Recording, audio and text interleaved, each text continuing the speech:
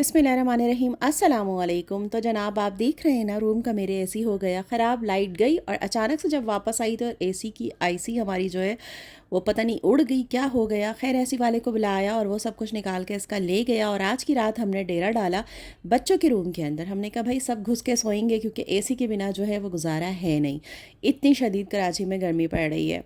लेकिन वो कहते हैं ना कि रात बस आँखों आँखों में गुजर गई अपनी जगह और अपने तकिए की बात ही कुछ और होती है। नींद आई नहीं मुझे और फजर के बाद जाके पता नहीं कब आँख लगी, उसके बाद फिर मैं उड़ गई, जल्दी उड़ गई। तो आज मुझे काम भी काफ़ी सारे करवाने थे और मैंने कहा चले जनाब जल्दी से आज खाना भी डन कर लिया जाए। तो आज बन रही थी जनाब बीफ बिरयानी। तो सबसे पहले इसकी रेसिपी बता दूँ। 1 किलो मैंने बीफ ले लिया, पानी ऐड कर दिया, 4 मैंने दरमियाने साइज़ की प्याज डाल दिए, 3 अदर टमाटर, 1 टेबल स्पून भरकर अदरक लहसुन का पेस्ट और इसके अंदर मैंने डाल दिया जनाब नमक हस्बे ज़ायका और 1 टीस्पून हल्दी डाल के अच्छे से इसको मिक्स किया और कुकर बंद करके हमने इसे चढ़ा दिया गलने के लिए। ठीक है।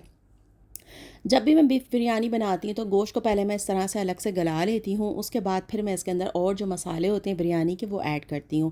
पहले से नहीं करती क्योंकि फिर मसालों के साथ जब गोश्त बहुत ज़्यादा पकता है तो फिर गोश्त जो है ना वो काला काला सा हो जाता है और फिर उसका शक्ल जो है ना वो मज़े की नहीं लगती। तो गोश्त देखिए बहुत अच्छे से गल चुका है। अब करते हैं मसाला रेडी। तो तकरीबन 1.5 कप मैंने दही लिया है, 1 टेबल स्पून पिसी हुई मिर्च, 1 टेबल स्पून कुटी हुई मिर्च, 1 टेबल स्पून काली मिर्च का पाउडर, 1 टेबल स्पून धनिया पाउडर ऐड किया है, 1 table spoon chicken powder add किया है, हाफ़ टेबल स्पून इसके अंदर गरम मसाला पाउडर ऐड किया है। और किसी भी ब्रांड का आपने लेना है बिरयानी मसाला तो वो 1 से 1.5 टेबल स्पून मैंने डाल दिया है। ठीक है। और इसके अंदर फिर आलू बुखारे ऐड कर दिए हैं तकरीबन 8 से 10 अदद। 2 मैंने तेज़पात ऐड की हैं। अच्छे से इसको दही के अंदर मिक्स करेंगे तो ये हमारा बिरयानी का ज़बरदस्त सा मसाला डन हुआ है। अब इसे गोश्त के अंदर डालेंगे और अच्छे से इसको हम भून लेंगे। तो आप देख सकते हैं बहुत ही अच्छे से गोश्त हमारा भून चुका है। अब इसके अंदर हमने ऐड कर देने हैं ये स्लाइस में कट किए हैं मैंने टमाटर, कुछ हरी मिर्चें, एक लीमू को भी स्लाइस में कट कर लिया है और धनिया पुदीना। ठीक है, ये डाल दिया। इसको ऐड करने के बाद 1 से 2 मिनट बस सिर्फ पकाएंगे, उसके बाद इसको बंद कर देंगे क्योंकि जो हम तह लगाते हैं ना, तो ये अभी डालकर जो आप 2-3 मिनट पकाने के बाद बंद करेंगे तो तह के अंदर आपको कुछ भी चीज़ें डालने की ज़रूरत नहीं पड़ेगी। इसी से बहुत अच्छा और बहुत ज़बरदस्त फ्लेवर आएगा और लुक भी बहुत अच्छा आएगा बिरयानी का।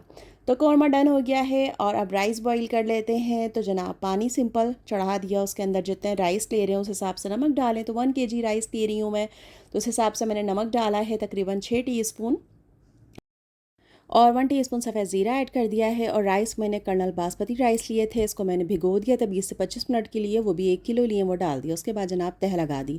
अच्छा जनाब आज के व्लॉग का आगाज़ हो गया। रेसिपी भी जो आपको देती हूँ वो भी मैं आपको दे रही हूँ और कोई हाल अहवाल नहीं हुआ। तो कैसे हैं जनाब आप लोग, क्या हो रहा है ज़िंदगानी में? अल्हम्दुलिल्लाह मैं टिप टॉप हूँ, मज़े में हूँ और बहुत मसरूफ़ियत का दिन है आज। और आज का व्लॉग भी बड़ा मसरूफ़ सा गुजरेगा। खाना भी बन रहा है और साथ साथ घर की सफाई भी जो होगी वो भी आपको मैं दिखाऊँगी।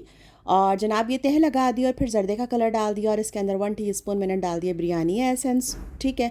अब इसके अंदर कुछ भी डालने की ज़रूरत नहीं है, आपने इसको अच्छे से लगा देना है दम 20 मिनट के लिए तवे पर रख के हल्की आंच पे। ये देखें बिल्कुल गर्मा गर्म मज़ेदार सी बिरयानी डन हो गई है। इतनी मज़े की बिरयानी बनी थी माशाल्लाह माशाल्लाह से कि बस मैं आपको बता नहीं सकती। बकरा ईद आ रही है तो बिरयानी तो बनती है भाई, तो आप जब ये बनाएंगे ना तो आप मुझे दुआएं देंगे कि इतने आसान मेथड से मैंने आपको इतनी मज़ेदार सी बिरयानी बनाना बताई है। मतलब बहुत कम टाइम के अंदर ये बहुत अच्छे से बन जाएगी, कोई अलग से इतना ज़्यादा आपको बहुत कुछ करने की ज़रूरत नहीं पड़ेगी और बहुत लजीज बिरयानी बनेगी। इतनी चटपटी मज़ेदार बिरयानी थी कि साथ में इसके बिल्कुल भी रायते की भी ज़रूरत नहीं पड़ी थी। यकीन माने कि बिना रायते की भी खाने में ये इतनी अच्छी लग रही थी, बच्चों ने बहुत शौक़ से खाई। उसके बाद जनाब हो गया नाश्ते का टाइम। नाश्ता मैंने किया नहीं था आज जो है, और फिर जब सज्जो आ गई तो मैंने कहा चलें एक साथ ही फिर मैं बना लूँगी। तो फिर मैंने अपने लिए भी नाश्ता बनाया और उसके लिए भी, और उसके बाद हम दोनों ने बैठ के नाश्ता किया। हमने कहा पहले आराम से तसल्ली से नाश्ता कर लो, उसके बाद फिर करते हैं घर के काम। अच्छा आज जो है बच्चों के रूम की अच्छे से सफाई हो रही थी, डीप क्लीनिंग हो रही थी बहुत ही अच्छे से।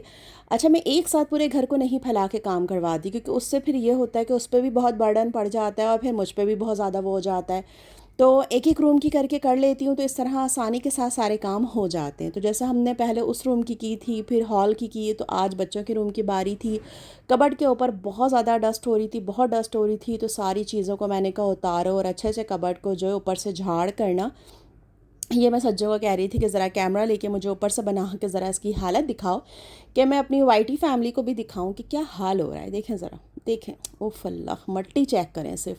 मतलब घर बंद रहता है और घर बंद रहने पर ये आलम है मट्टी का।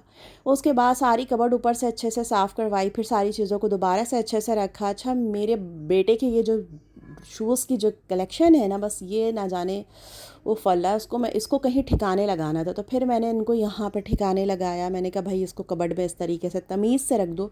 लेकिन उस पर भी जनाब का मूड ऑफ हो गया कि मेरे शूज़ को आपने इस तरह से क्यों रख दिया, दब जाएंगे, ये हो जाएंगे। मैं भाई कुछ नहीं होंगे, बहुत अच्छे से बहुत तमीज़ से सही से रखे हैं।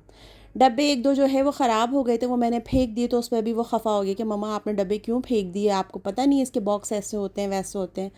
खैर भाई, तो ये सारा कचरा निकला था, तो आप ये देख सकते हैं सारे कचरा वचरा निकाल विकाल के। और इधर फिर हम लोग आए और फिर जनाब ये बेडशीट वेडशीट चेंज जो करनी थी वो कर ली। और फिर सारे काम से माशाल्लाह से हम लोग फ़ारिग हो गए। तो ये जनाब था असर का टाइम, और कुरान पाक जो है दोबारा से मेरा जो ख़त्म हुआ था मैंने फिर से शुरू कर दिया है अल्हम्दुलिल्लाह। तो बस ये है कि कुरान पाक को अपनी ज़िंदगी का जो है ना एक कहते हैं एक ख़ास हिस्सा बना लें। कुरान पाक और नमाज, मतलब इसको कभी भी ना छोड़ें आप। हम हर चीज़ करते हैं, हर काम करते हैं, फ़ोन चेक करते हैं, हम ज़िंदगी में अपने बहुत सारी चीज़ें ऐसी करते हैं, लेकिन हम पता नहीं क्यों नमाज शायद फिर भी पढ़ लेते, कुरान खोलना भूल जाते हैं। लेकिन कुरान आप लाजमी रोज़ाना खोलें, अपनी ज़िंदगी का मकसद बना लें। ये गवाही देगा क़यामत के दिन, ये हमारा साथ देगा, ये हमारी बख्शिश की अल्लाह से वो करेगा, सिफारिश करेगा। तो बस चाहे एक पेज पढ़ें, आधा पेज पढ़ें, लेकिन लाजमी पढ़ें। तो मैं अगर फ़जर में नहीं पढ़ पाती तो मैं असर के टाइम लाजमी पढ़ती हूँ, नहीं तो मुझे ऐसा लगता है जैसे मेरा दिन ही कंप्लीट नहीं हुआ अल्हम्दुलिल्लाह। उसके बाद जनाब ये था शाम का टाइम, और आज मैंने ये जो रेसिपी बनाई थी लाज़ानिया पास्ता की रेसिपी, बहुत मज़े की बनी थी। ये मैंने शॉर्ट्स की वीडियो बनाई थी, तो ये मैंने आपके साथ शेयर शॉर्ट्स में की थी, शायद इस चैनल पे या दूसरे चैनल पे। तो खैर फिर ये हम लोग खा रहे थे, एंजॉय कर रहे थे, मैं और मेरी बेटी, और बहुत मज़े का बना था, बहुत मज़े का बना था। अगर आप लोग कहेंगे तो मैं अगेन आप लोगों को इसकी रेसिपी शेयर करूँगी।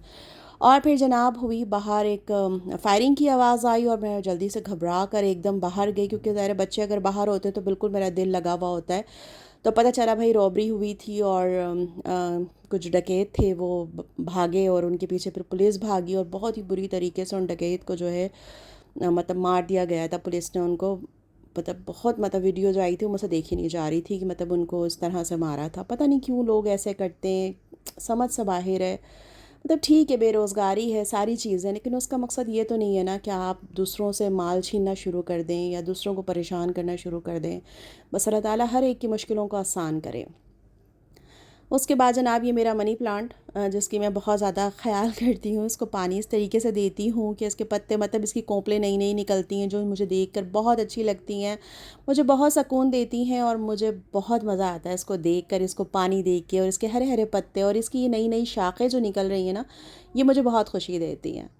और जनाब ये था मेरा ईगो के ड्रेसेस थे कुछ, जो अभी नई उनकी कलेक्शन समर की आई है, मैंने वो मंगवाए थे, क्योंकि आपको पता है ईद के लिए मैंने ज़्यादा कुछ नहीं लिया, एक ही ड्रेस अपना लिया है। एक ड्रेस मेरा जो है वो ईद में मैंने स्टिच जो करवाया था वो मैंने पहना नहीं था, तो वो पड़ा है। और एक से दो मैंने जो है वो स्टिच मैंने ले लिए हैं, जो मैंने फ़िटिंग के लिए दी हुई है कमीज़। तो और ये मैंने इसलिए ले लिए कि भाई ये ईद के बाद फिर आराम से इसको ना स्टिच करवाऊंगी। मैंने कहा अभी करवाना बेकार है, टेलर के पास भी टाइम नहीं होगा, तो आराम से फिर बाद में दूंगी ना, तो सुकून से अच्छे से स्टिच हो जाएंगे। तो मुझे बहुत अच्छे लग रहे थे कलर, मैं समझ रही थी डल होगा, लेकिन बहुत खूबसूरत कलर था। और मुझे इस तरह के कपड़े मतलब अच्छे लगते हैं जिनके मतलब सूट एक सा हो और दुपट्टा बिल्कुल डिफरेंट कलर का होता है ना। तो इस तरह की जो ड्रेसेस होते हैं मुझे बहुत अच्छा लगता है। इसका भी देखें ब्लू सूट है, दुपट्टा शॉकिंग पिंक कलर का, बहुत खूबसूरत। तो बहुत अच्छे लगे थे, ये तीनों मैंने ऑर्डर किए थे, और आज ये भी मुझे डिलीवर हो गए। तो जनाब ये था मेरा छोटा सा व्लॉग, मेरी मतलब शॉपिंग भी दिखा दी मैंने आपको, इसमें कुकिंग भी दिखा दी जनाब, और जो इंसिडेंट हुआ वो भी दिखा दिया, और क्या दिखाया, और भी बहुत कुछ आप लोगों को दिखाया। तो अगर आप लोगों को अच्छा लगा हो मेरा व्लॉग ये छोटा सा, तो इसको लाइक कर दीजिएगा। अगर आप लोग चैनल पर नए हैं तो चैनल को जल्दी से सब्सक्राइब भी कर दीजिएगा, और बेल आइकन भी प्रेस कर दीजिएगा, ताकि आने वाली हर नई वीडियो आप तक पहुंच जाए। अपना ख्याल रखिएगा, सानिया बांटिएगा। अल्लाह हाफ़िज़।